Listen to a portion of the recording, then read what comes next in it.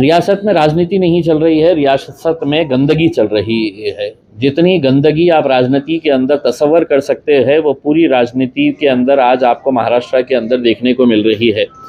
राजनीति के अंदर भी कुछ आदर्श, कुछ उसूल हुआ करते थे, कुछ एथिक्स होते थे, कुछ मॉरल्स होते थे, कुछ वैल्यूज़ होते थे। ये आज पूरी तरीके से ख़त्म होते हुए हमको नज़र आ रहे हैं। रात में कोई सोता है एक पार्टी के अंदर, सुबह उठता है तो हमको पता चलता है वो दूसरी पार्टी के अंदर चला गया है। तो ये खेल हमको देखने को मिल रहा है।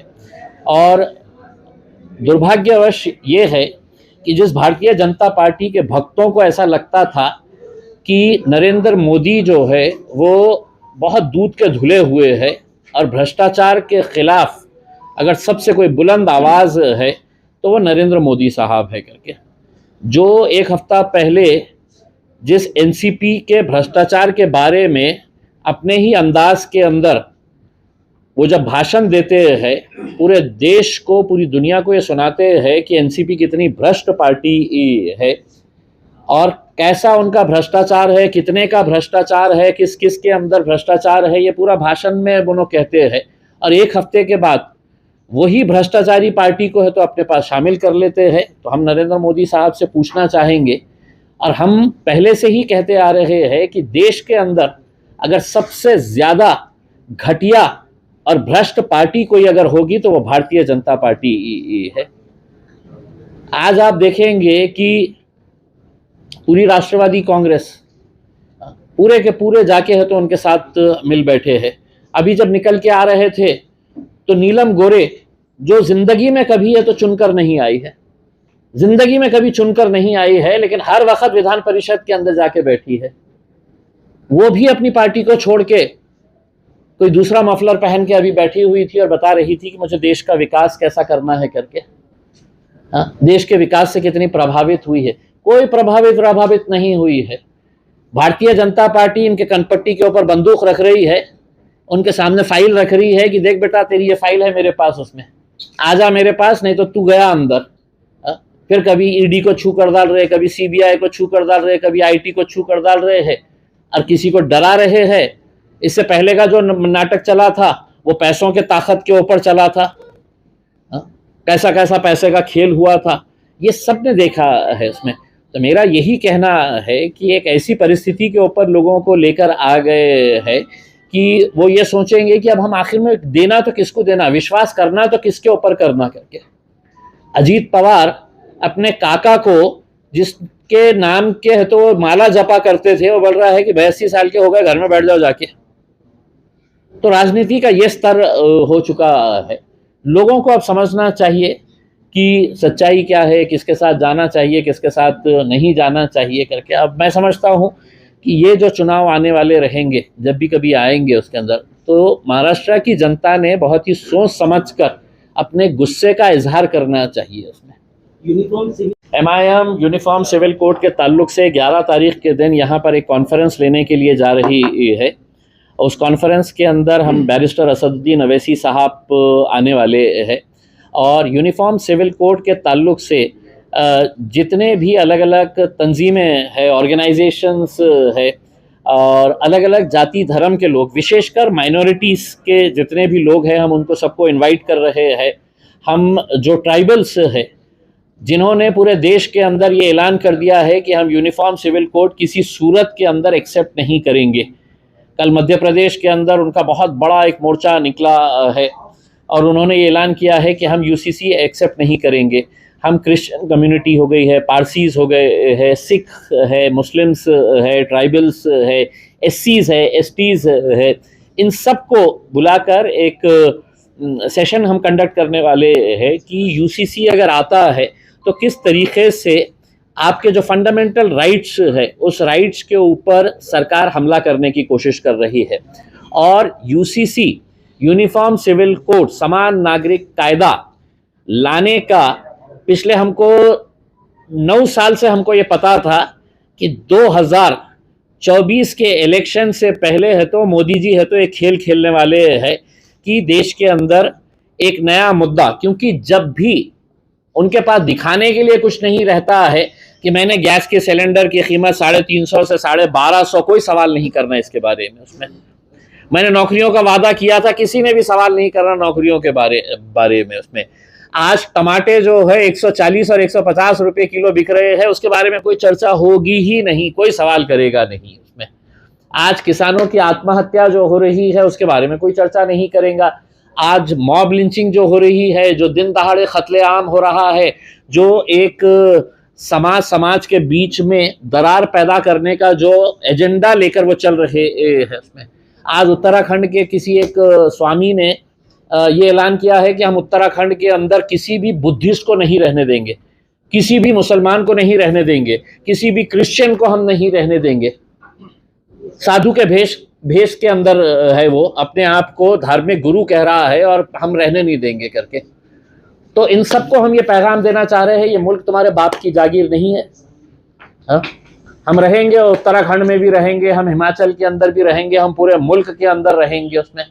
तो ये इलेक्शन से पहले ये इनको चाबी भरकर भेजा गया है कि तुम जाओ अपने अपने राज्यों के अंदर और हमारा जो एजेंडा हम ले रहे हैं उसको एजेंडा के ऊपर काम करो करके। तो ये पूरे एजेंडा के तहत काम किया जा रहा है। सर जो जूझ रहे हैं अभी भी, अगर इसकी इंक्वायरी अगर मोदी जी के अंदर अगर जरा भी प्रामाणिकता होंगी, अगर मोदी जी के अंदर अगर सही मानों में अगर वो भ्रष्टाचार के खिलाफ है, तो इसकी इंक्वायरी किसी इंडिपेंडेंट एजेंसी से करवाइए। बड़े बड़े ट्रैवल एजेंट्स से लाखों रुपया ऐंठा गया है, लाखों रुपया। पैसा दो तो हम तुम्हारे को हज का कोटा देंगे करके। और मैं पूरी जिम्मेदारी के साथ बोल रहा हूं, नहीं तो स्मृति ईरानी को चैलेंज कर रहा हूं कि मेरे ऊपर तुम है तो मानहानि का दावा ठोको करके। कैसा पैसा की लूट की गई है करके। इतने सालों के अंदर हाजी होते हैं उनको इतनी तकलीफों का सामना नहीं करना पड़ा होगा। आपने खुद में वीडियोस के अंदर देखा होगा कि जिस कमरे के अंदर 5 लोगों के 7 लोगों के रहने की ये है कैपेसिटी है, वहां पर 20-20 लोगों को ठूस के भरा गया है वहां पे। तो ये हमने तो कहा था कि भाई हज की सब्सिडी आप कैंसिल अगर करेंगे तो आप वो पैसा जो है सही मानों में उसका इस्तेमाल करिए। तुम हज की सब्सिडी कैंसिल कर दे रहे हैं, और जो इंसान पूरी जिंदगी भर की कमाई अपनी उसके ऊपर जमा करके रखता है कि मुझे आखिरी में हज के ऊपर जाना है, तो तुम उससे है तो कहीं एक स्टेशन के ऊपर 80,000 रुपये, हमारे पास से 88,000 रुपये। और ये पूरा मतलब ऐसा नहीं है कि एक एयरलाइन, जो कौन सी एयरलाइन थी वो जिसने बिड किया था यहाँ पे, गो एयर ने हमारे लिए यहाँ पे औरंगाबाद से बोला कि मैं हाजियों को लेकर जाऊंगा करके। टेंडर भर दिया, टेंडर मिल गया, तू उड़ाने वाला है, और अचानक बोला मेरे जेब में पैसे नहीं है पेट्रोल डालने के लिए। बोला मैं नहीं उड़ा सकता, मेरे पास पैसे नहीं है, खत्म हो गए मेरे पास पैसे करके। तो ये भी एक स्ट्रेटेजी के तहत ये किया गया है कि तू बिड कर, तू औरंगाबाद का ठेका ले, तू नागपुर का ठेका ले ले, और एन वक्त के ऊपर तू हाथ ऊपर कर दे कि मेरे पास पैसे नहीं है पेट्रोल भरने के लिए करके। फिर हम क्या करेंगे, दूसरे एयरलाइन को लेके आएंगे, और वो एयरलाइन बोलेंगे नहीं मेरे पास तो अभी हवाई जहाज ही नहीं है, अगर मेरे को उड़ाना है तो मेरे को इतने पैसे ज्यादा देना पड़ेगा करके। तो ये गंदा खेल खेल के हज कमेटी ने करोड़ों रुपया, इनका कोई क्यों हज कमेटी के मेंबर्स नहीं बनाए गए हैं? एमपीज होते हैं उसके अंदर मेंबर, कोई तो भी साउथ के एक आदमी को दिया गया है। बंबई के 2 ऐसे लोग जिनका हज कमेटी से सरकार से कोई लेना देना नहीं है, प्राइवेट आदमियां, उनको भेजा गया कि तुम लोग जाओ और जाके होटल की सौदेबाजी करके आओ करके।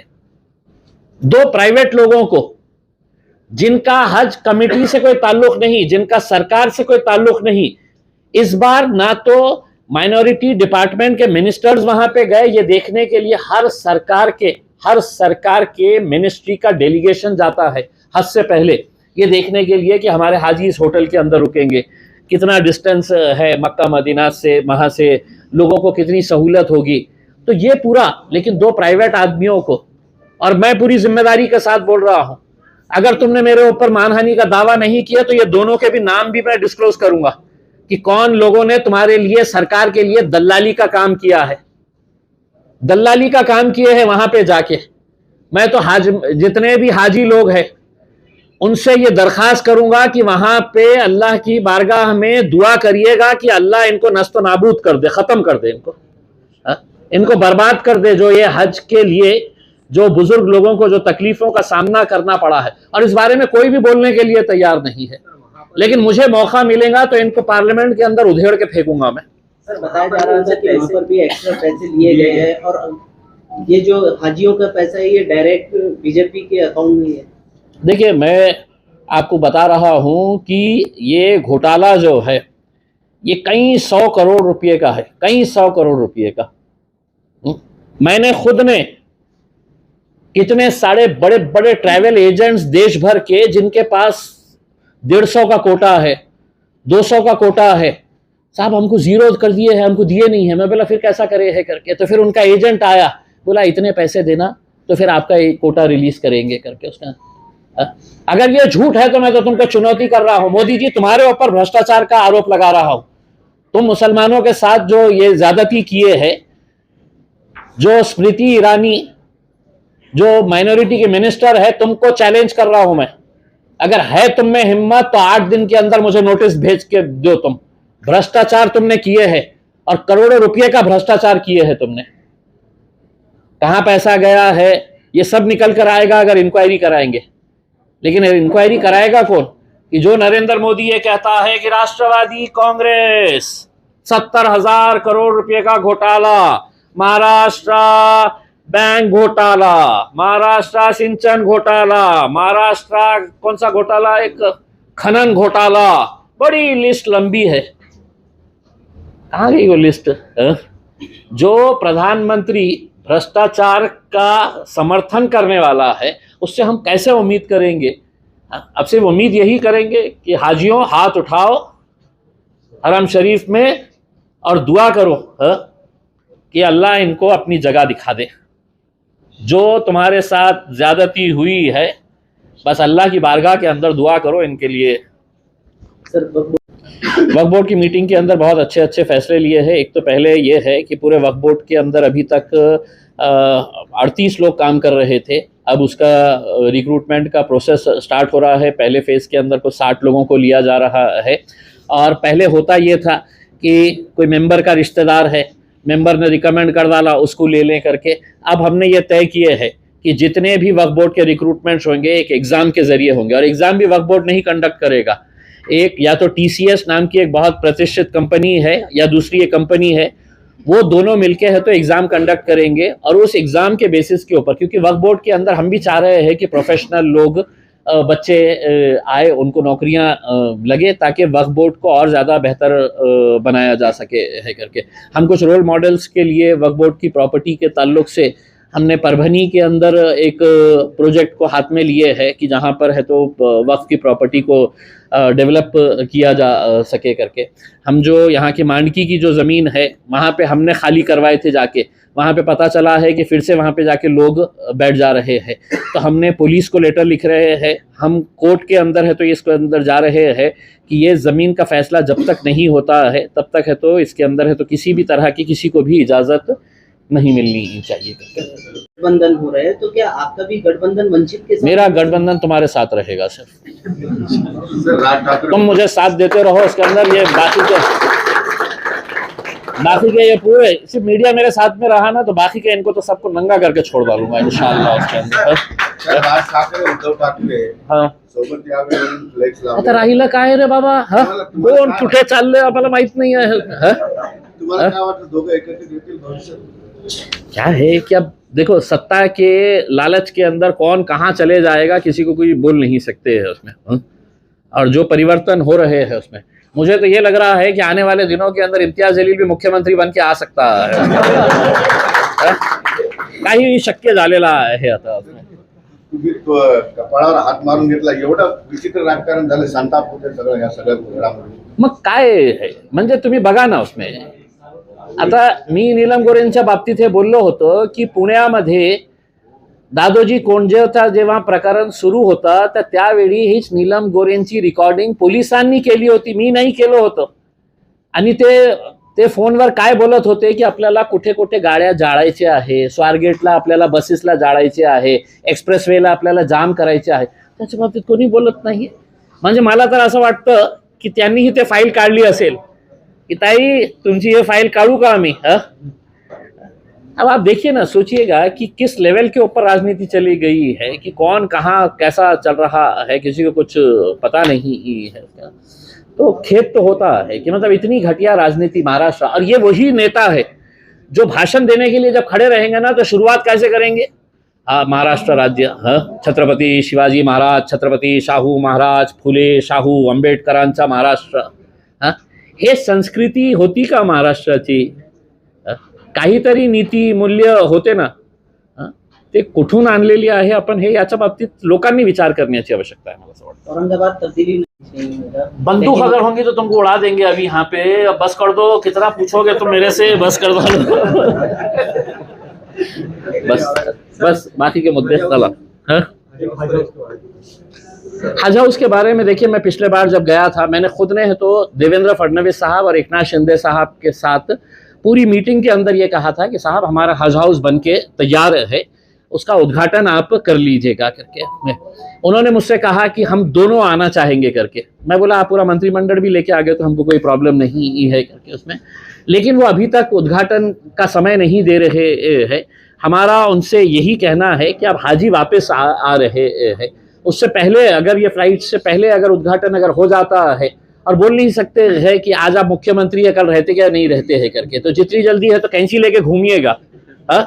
जहां कुछ दिख रहा है कि वहां पे फौरन जाके काट दीजिएगा उसमें, तो आपको आपके नाम पे बिल फट जाएगा, उसमें आपका नाम रहेगा वहां पे. और हमको उनको लाने का मकसद ये है, उनको लाने का मकसद ये है कि भाई हज हाउस का हम तुमसे रिबन कटाएंगे और आम खास का ऐलान करवाएंगे कि आम खास के ऊपर हमको स्टेडियम बनाने का है करके. इस वजह से बुला रहे तुम्हारे को. नहीं तो कहते हैं, नहीं तो क्या इम्तियाज जलील के कान में बीड़ी है क्या उनको तुम आओ करके. अरे इम्तियाज जलील भी खासदार है, जाके कैंची लेंगे और काट डालेंगे. लेकिन तुम्हारे को बुलाने के पीछे का मकसद ये है कि कहीं पे निगाह है, कहीं पे निशाना रहेगा हमारा. चलिए, अंतर्गत कामं झाली होती, सायकल ट्रॅक असेल किंवा या सगळ्या गोष्टी जवळपास. सायकल ट्रॅकचं जर उदाहरण घेतलं 3 कोटी खर्च करून तो विनाकारण खर्च झाला. ते बोलगाड काढून टाकले, आता तो ट्रॅक नाही राहिलेला. काय म्हणाले, काय आहे की मी काय केंद्र सरकारच्या अर्बन डेव्हलपमेंट कमिटीचा सदस्य आहे आणि अनेक शहरांनी जे पैसा वाया घालवले आहे स्मार्ट सिटीचा ते सायकल ट्रॅकवर केलेले आहे. आणि हे प्रकारचे जे हे टाकले होते त्यांनी प्लास्टिकचे बोलगाड जे आहे ते कुठेही सक्सेसफुल झालेले नाही आहे. तर हे मुद्दा मी मीटिंगमध्ये उपस्थित केलं होतं की हे कशा प्रकारे आपण केलेले आहे, हे पैसा का आपण वाया तर त्यावेळी जॉईंट सेक्रेटरीने असं उत्तर दिलं होतं की सर हे एक्सपेरिमेंट होतं आमचं आणि आम्हालाही मान्य आहे की स्मार्ट सिटीचं जे फंड आहे त्याचा 90-95% जे आहे चांगल्या पर्पजसाठी युटिलायझेशन त्याचं झालेलं आहे. पण काही नवीन प्रयोग करण्यात आलेले होते आणि ते विफल झालेले आहे. आणि त्याच्यापैकी हे जे रस्त्याचं जे आहे ते मला वाटतं की ते फेल झालेले आहे. आणि कुठेही म्हणजे ते टेंडरवरून होतं का, आपण स्टडी करून ते काम केले होते का असंच आपण कुणाला दिले होतं, त्याची चौकशी करायला पाहिजे. म्हणजे के कारण विना टेंडरचे आणि आपण त्याचा स्टडी न करता आपण फक्त कोणी आला आणि त्याने सांगितलं की आम्हाला हे लावायचे आहे आणि तुम्ही दिलं असेल तर त्याची इन्क्वायरी व्हायला पाहिजे. क्रांती चौकाचं उदाहरण असं आहे की ते लावल्यामुळं उपयोग तर नाही झाला, पण ट्रॅफिकला सगळी अडचण झाली होती, ट्रॅफिक जाम होत होतं. पण तुम्ही क्रांती चौकचं जेव्हा उद्घाटन झालं होतं तर त्याच्यासाठी कोण कोण आले होते आपण बघितलं असेल. आदित्य साहेब आले होते, उद्धव साहेब होते आणि किती मंत्री त्याच्यामध्ये. जे MIDC ला लुटून खाल्ले ते सुभाष देसाई पण होते त्याच्यामध्ये. Okay sir, thank you.